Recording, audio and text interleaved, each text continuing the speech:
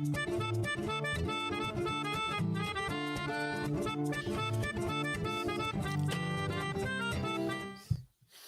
you guys, and welcome to the Steele Wars Hyperchat. It is the 11th of November, Wednesday, 2020. And for those joining us live, yes, it has been 0 days without a technical incident. Oh, my stars. For some reason, YouTube wasn't working, so we have reset. Apparently, we're hearing here, one Marvel fan says apparently YouTube as a site is having problems. Well, nothing more true than that. Nothing more true than that. Okay, well, we will press on then. It's weird because I can get the chat. I can see the YouTube chat. One Marvel fan here is letting us know this. I'll just write, thanks. I'll keep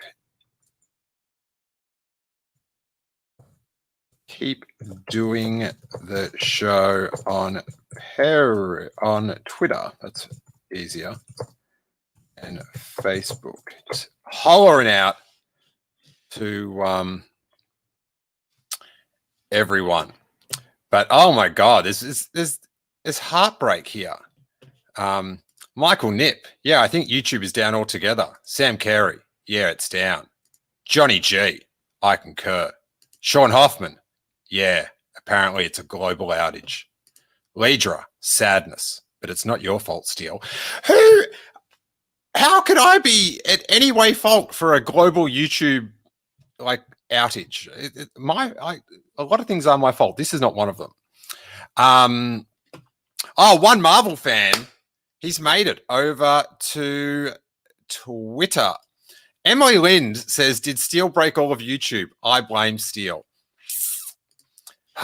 The weird thing is people are commenting and they can't see me do the comment. So Michael Nip, he's on Facebook. It's interesting to see if people go to Twitter or Facebook when they cannot get it. But I'm not sure what happens to the file if YouTube gets the file, but I will upload it there later on. Oh, Mary, she's over on Facebook. Alfdell has taken to Twitter. Brett Elsmore is on Facebook. No more reading out who's on what social media platform. All right, let's get down to the bones of some things to talk about on the show. Now, yesterday, the cool thing about doing this show every day is we can follow stories as they develop.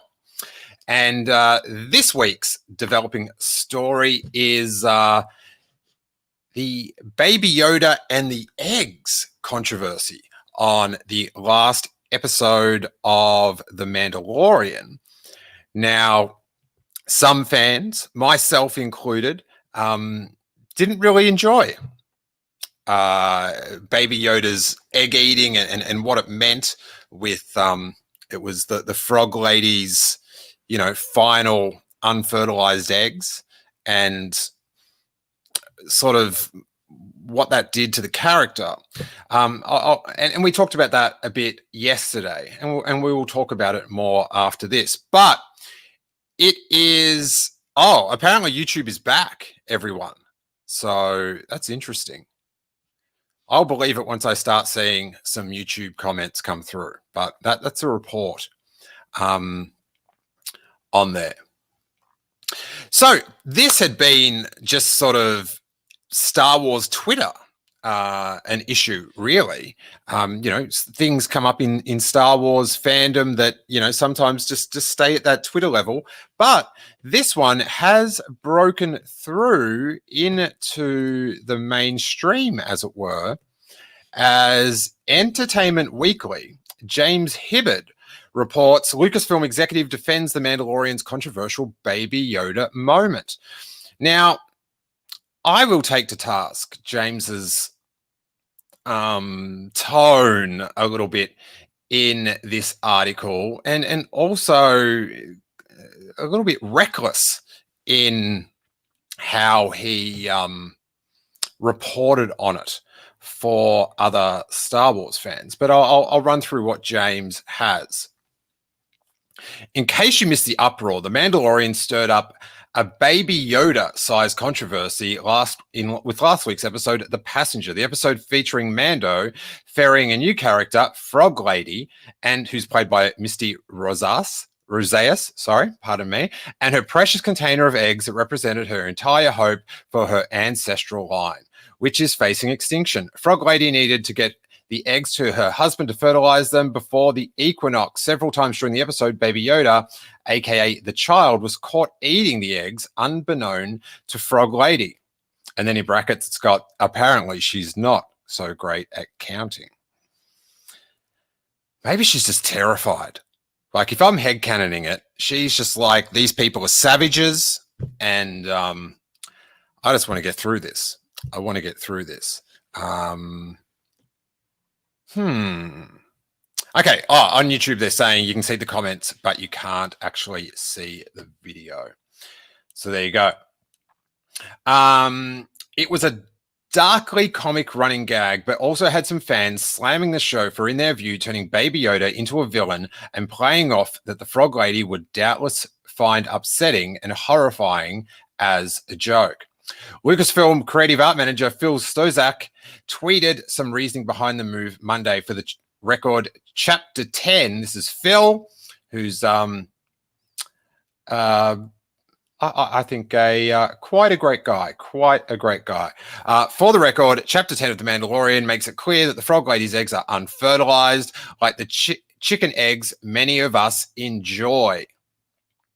But obviously, chickens aren't sentient beings. Well, self-debated, because that was my first thing I was going to mention. And the child is eating the eggs is intentionally disturbing for comedic effect. That is one point of view. If you haven't been in the position where, say, like, if you're looking for a real world correlation to this, you know, you're talking about chicken and eggs and all that sort of stuff. To me, it's like a mother on IVF, and she's got like one of those little medical eskies with her eggs, and she's got to get them across town or something. And, you know, a baby eats them or tosses them away. So, you know, the unfertilized thing, it's treading on very thin ice. Some fans upset the scenes didn't find the explanation satisfying. And then he comments, like, this is the thing. He's commenting about how fans are upset and then is making jokes about this. So it's very odd. Some fans upset about the scenes didn't find the explanation satisfying, at least not nearly as satisfying as Baby Yoda found Frog Lady's eggs. A couple of examples he has cited. I'm a mum. It's not funny to hear Mama Frog Lady go into great detail about how important and beloved her eggs are to her, and to watch them get eaten on 3 separate occasions for beep and giggles. Can't just one mum get to survive and keep her kids? Another wrote, for the record, the Frog Lady was very adamant about the fact that her eggs were important to her, and it was her last and only chance to have kids. So it's actually closer to effing up someone who's in vitro fertilization, which would be incredibly upsetting for a wannabe mum. It's not funny. Now, the reckless thing that James, did was link to these tweets. Like, do we not know, like, how Twitter works and how people react to other people on Twitter? And, like, I know these, like, fans that have commented about this that have been linked to this article are getting, like vile messages about how, like, the traumatic things to them don't count. And it's just, if you think maybe there's going to be a negative backlash from people reading this, if you're aware of how 2020 works and social media, maybe just report on it and not link to it. Come on. For those who are not taking it this seriously, or for those who are not taking this seriously, the folks at Funko Pop have you covered with this toy below. And for those who are upset about the scene, this might take you to a whole other level. And there's the Funko Pop child with egg canister, which a week ago seemed like the cutest little toy ever. You know, baby Yoda looking after some eggs, some Mon Calamari eggs, we thought they were.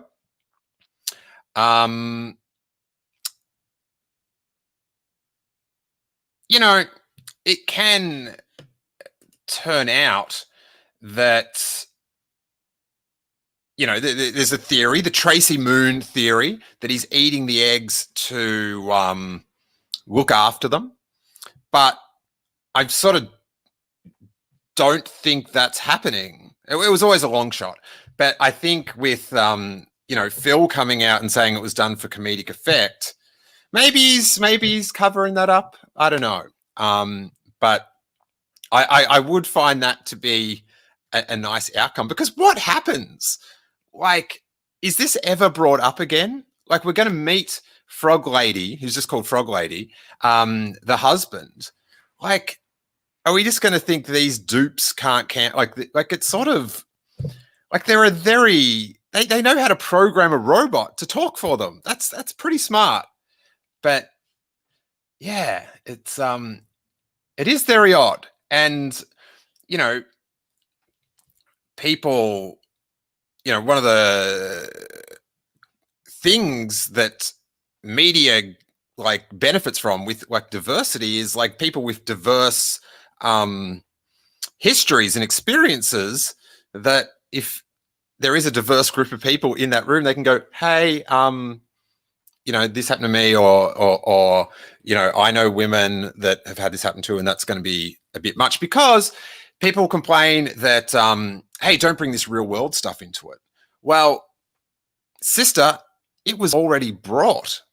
You know, the emotions that instantly had Frog Lady wing our hearts, that she was like doing whatever she could. She was risking her life to get these eggs fertilized, because the whole premise of the episode is these eggs are so precious that we're going to risk everyone's lives by going through sublight.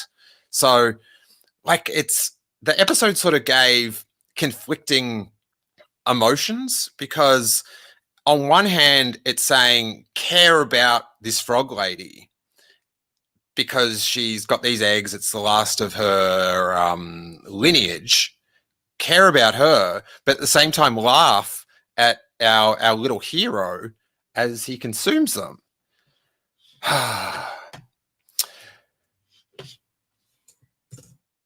John Gren says, if they don't get YouTube up soon, he's going to go outside.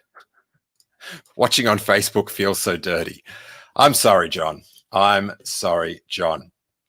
Yeah, so they're like the emotions that they're pulling on, that we have empathy for the character. If in the end the consumed eggs are never brought up, and we get to see what the producers thought they were going to deliver a happy ending, you know, because obviously tonally they thought that people weren't going to have this sort of reaction. They were going to go, oh, that's sort of gross but funny. And then maybe in the next episode, they deliver some fertilized eggs hatching, or, you know, we get a happy ending. And they've just misread how they got to that stage. And the episode, which I liked, except for this part of it, you know, the end bit with the X-Wing pilots, a little bit messy. But the episode could have had the exact same story, like the main story, and Baby Yoda, Yoju if you will, could have done something else cute. Unless it's setting up for something coming down the road. There's coughing up of the eggs that he was protecting them. It's the fact that he ate the spider as well. Is that? I don't know. But I'll tell you this. Other people have had completely different experiences to you, and that would affect how they view things in the media. You know what I'm saying? So, like 9/11, brutal. It saddened the entire world. And they took off the air the World Trade Center episode of The Simpsons. Now, if I saw that episode, I'd go, oh, that they were beautiful buildings. That's such a tragic thing. All those people, what a horrible, incident that was. And that would be that. But if I'm someone that's just lost one of the 5,000 people, I'm going to I've experienced the same thing, but I'm going to have a much deeper effect. So to assist those people not feeling extra pain, they took that episode off. So obviously there is a connection between people's different experiences and media and how they view it and the effect it has on them. So I would hope that, unlike these people that are seeing these tweets and not just disagreeing, but abusive, like, what's that about? What's with the abusive disagreeing? Like, talk about tripling down.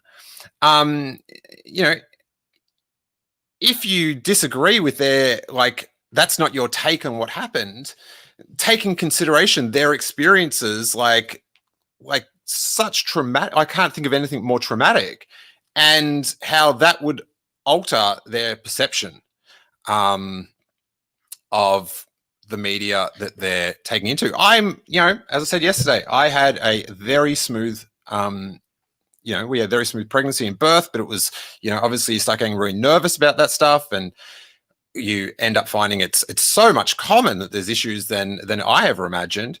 So, if you're going to call upon those emotions, that we're going to care for this character because she's got her eggs, and that draws in our real world emotions, you have got to honor those emotions for the rest of the story. Morgan says, isn't the 9/11 episode of The Simpsons on Disney Plus anyhow? I believe it is on there now, but immediately after it was not getting shown. So that is that. I don't know if the video's back on YouTube, but there are people chatting on YouTube. Mary Reed says some really good points, Steele. Empathy is important. Like, dude, I'm just not up for arguing with a lady about how her, miscarriage or issues with her pregnancy affected her. That's nah. Zero buys. Zero buys. Apparently YouTube is back. Johnny G, McKay. I wonder if the whole episode will be up, or just bits. And the cool thing about Star Wars fandom, something that I've really enjoyed all these years, is I get to talk to all these people about Star Wars that have all these different backgrounds, and I've learned so much more about people in interviewing all these people about Star Wars. And, hopefully this gives us a chance to be more aware on this subject, how it affects other people that share our space. So yeah, it'll be interesting to see Entertainment Weekly reporting on this, if this will snowball further and Lucasfilm may comment, or this was it for now. I guess what happens next Friday could affect that in The Mandalorian once we arrive on the Frog Lady's planet, which I guess is not Mon Cala after all that. Apparently YouTube is not working for one Marvel fan. That is horrible. He's one of the best ones to use it. Just checking, I had some notes. Yeah, I feel like I got everything out. about that. So, I just want to talk about this for a second. And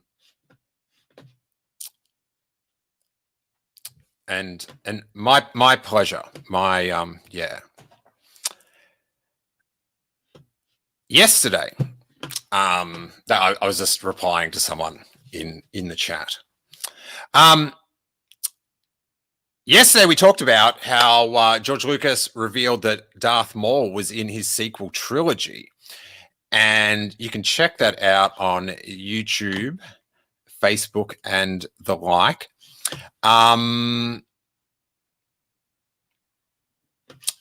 So I had some further thoughts about it. It does make sense why Maul was brought back in the Clone Wars if Lucas had that big plan for him. Now I wonder if Dave Filoni knew of those plans. With how he handled him and like killing. I guess the die was already. Oh no, he still could come back. Yeah, I wonder if Filoni killed Darth Maul in Rebels. Did Filoni know about this Darth Maul plan? And I was also thinking about this, right? So all these scripts and outlines and like the Trank, whatever was going on with that, with Boba Fett, and all these, and mainly, let's just talk about the George Lucas outlines for the trilogy. Okay, Sam saying, "I bet Filoni knew," but then he killed him. He knew and killed Darth Maul. Like, I wonder if there was anything like, hey, JJ, hey, so George had this idea. Don't know.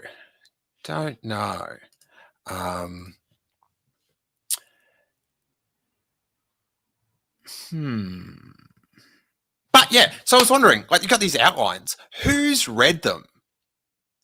And who's allowed to read them? Where are they? Like, physically, where are these outlines kept at Lucasfilm? Who's got a key to it? Who's read it?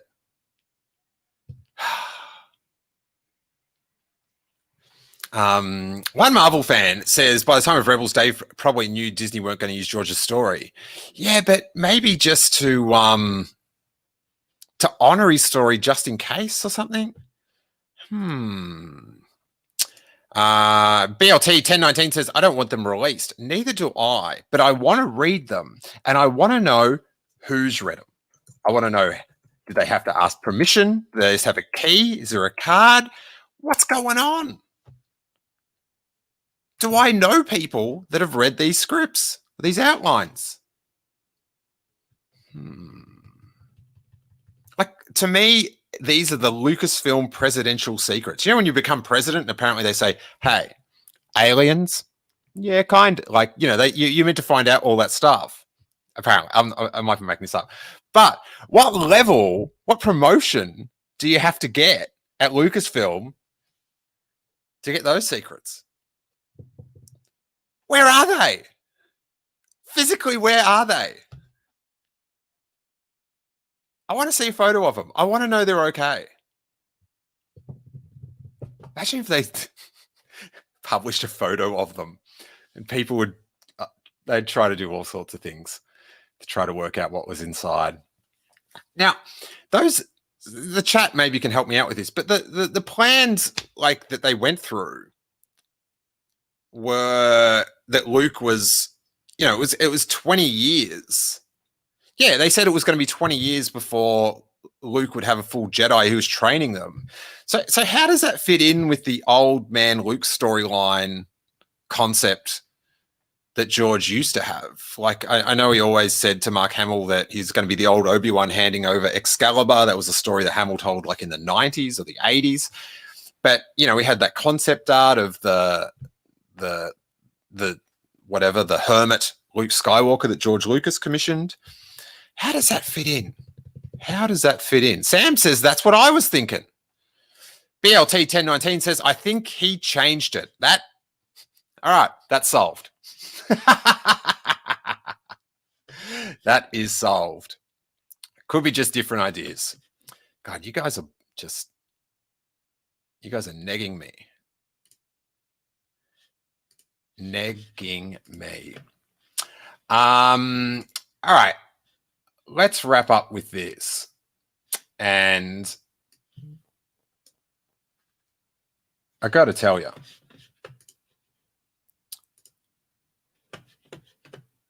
HasLab, Razor Crest,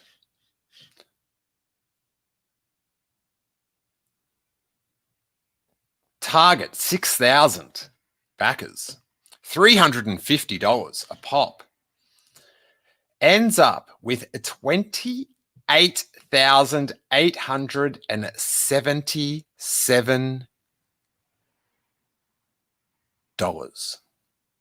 backers, each paying $350.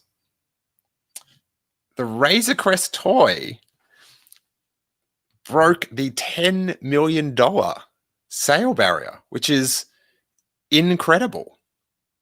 That's quite an effort.